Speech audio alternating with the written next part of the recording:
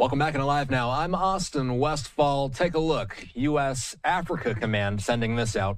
And President Trump also confirming that the second in command of ISIS globally has been killed in an operation conducted by U.S. and Nigerian forces in the northeast of Nigeria. President Trump, and by the way, they sent this video out showing some of the military operations as they happened. President Trump announcing the death of Abu Bilal al-Mamnuki in a Truth Social post late last night, and the president of Nigeria is describing it as a, quote, significant example of effective collaboration in the fight against terrorism. Let's bring in retired Marine. Hello and welcome once again. Nigeria's President Bola Tinubu and his United States counterpart, President Donald Trump, have confirmed that Abu Bilal al-Mamnuki, alleged to be the second in command of Islamic State globally, was killed in a joint operation conducted by security forces of both countries. In a statement on Saturday, Tinubu explained that Nigeria appreciates this partnership with the United States. He extended gratitude to President Trump for his leadership and unwavering support in this. He also commended the personnel involved on both sides for their professionalism and courage, even as he looks forward to more decisive strikes against all terrorist enclaves across the nation. Trump had earlier late Friday confirmed the joint operation in a post on Truth Social, saying that brave American forces and the armed forces of Nigeria flawlessly executed a meticulously planned and very complex mission to eliminate the most active terrorist in the world. He also thanked the Nigerian government for its partnership, but did not provide further details. Al-Mamnuki had been under U.S. Looking at Nigeria-U.S. relations, collaboration in fighting insecurity, we know that Nigeria has battled insurgency for well over a decade, especially in the northeast and the Lake Chad region. Now, the reported joint operation involving American and Nigerian forces that killed so-called Abu Bilal al-Mamnuki, described as ISIS's second in command globally, is being celebrated internationally as a major breakthrough. But beyond the headlines, Mikhail, what does this operation really tell us about the current state of Nigeria's security capabilities? Yes, this cooperation with the Americans, what we have seen with the killing of Abu Bilal al-Mamnuki, it shows that there is great potential if we choose to work together. And the Americans, they don't mind, they don't spare any expense to take out an individual that they know is dangerous and notorious in terms of taking people's lives through terrorism. This guy, he joined the ISIS in 2016, around August 2016, when the Shekau-led Boko Haram group split into two.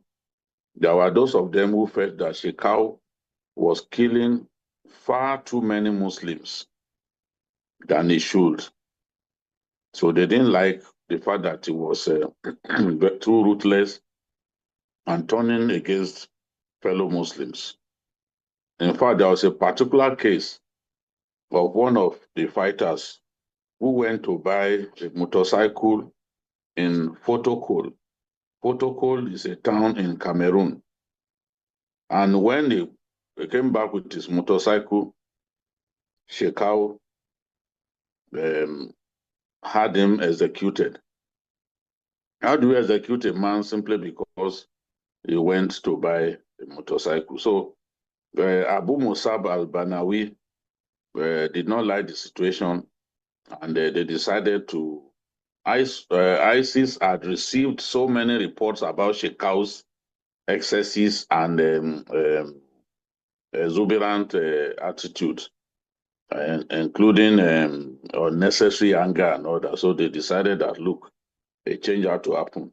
They appointed the young Abu Musab al-Banawi, one of the sons of the late Yusuf, who started the Boko Haram group.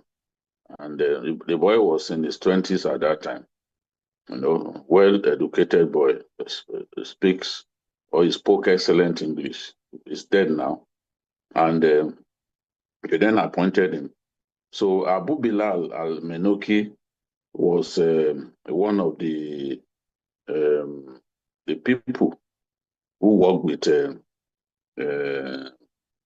Abu Musab al-Banawi at that time. And Mama Noor, who was like a father figure to them, a member of the terrorist group, the member of that faction of the terrorist group. Over the years, he grew in reputation, effectiveness, and ISIS eventually were giving him responsibilities to do. His duty was to coordinate ISIS operations in North Africa and the entire West Africa and the Sahel. So he's a big fish. The Americans know all the big terrorists. Remember when the DSS, our DSS, arrested two of the Lakurawa leaders? America congratulated the DSS for the feat because those two guys were already part of the terrorists that they were looking for, that they had declared wanted. So it shows that if we work together and we demonstrate operational and strategic competence, we plan operations meticulously, no matter how complex, success will come our way. This was an intelligence-driven operation, and the cooperation between the Nigerian side and the US side helped us achieve capability and operational coordination, leading to the killing of Abu Bilal al-Menoki.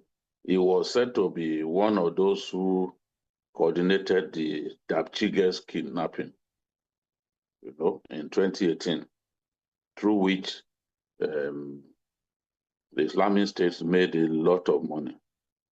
And thankfully, a good number of his lieutenants in his highly fortified camp were eliminated in the process. The Americans had conducted so many aerial surveillance operations in the last 6 months. And one would naturally expect that they will be able to get a lot of information about the movement of these terrorists and how to deal a blow on them. So it helps us in a way because this will definitely disrupt their command and control architecture, knowing that the leader of the group in this part of the world has been eliminated, because they were already gaining some ascendancy, gaining capability. Described by some officials as a senior ISIS or ISWAP commander operating in northeastern Nigeria's Lake Chad region. The operation was presented as a major counter-terrorism success, evidence of stronger US-Nigeria military cooperation, and a sign that Trump's administration was willing to directly support Nigeria militarily. Likely core of Otitoju's argument. Although different commentators frame it differently, analysts like Otitoju generally tend to emphasize three major points in debates around foreign military cooperation. One, he normally look at the likely angle. His likely angle is that eliminating a high-profile ISIS leader is a win for Nigeria, regardless of who helped. From this perspective, Nigeria has battled insurgency for more than 15 years. Terror groups like ISWAP and Boko Haram have stretched Nigerian military capacity. If US intelligence, drones, or logistics helped remove a dangerous commander, then the cooperation is justified. Supporters of this view argue that results matter more than ideology when civilians are under terrorist threat. The operation is indeed being described internationally as a major blow to ISIS operation in West Africa. 2. Trump's tough counter-terrorism image. Otitoju and similar commentators may also see Trump as projecting a strength-first foreign policy.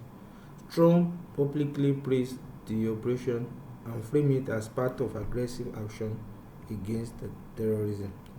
To supporters, Trump appears decisive, willing to use force quickly, and more direct than previous US administrations.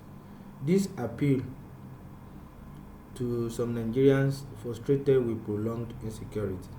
3. Concerns about sovereignty.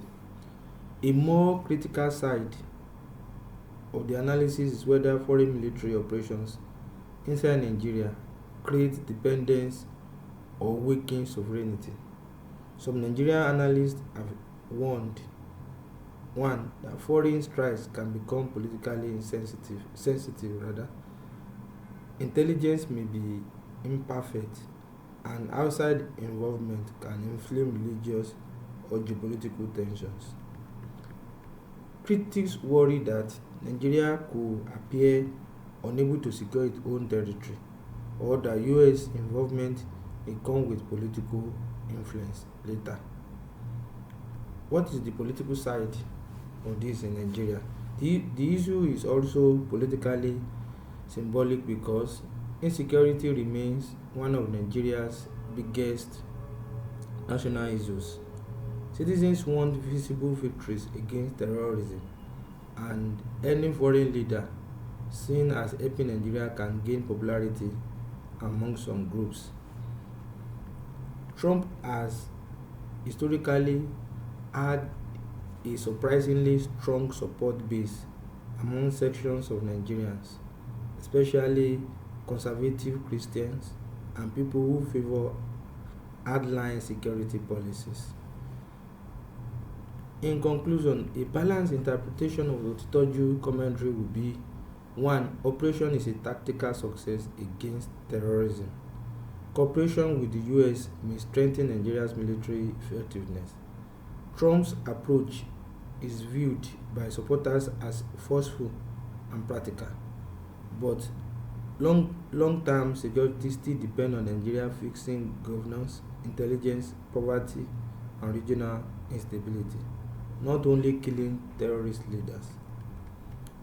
Experts repeatedly note that eliminating commanders weakens insurgent groups temporarily but does not automatically end insurgency. What is your opinion?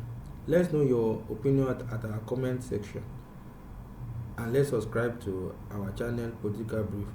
Thank you for listening. Bye bye.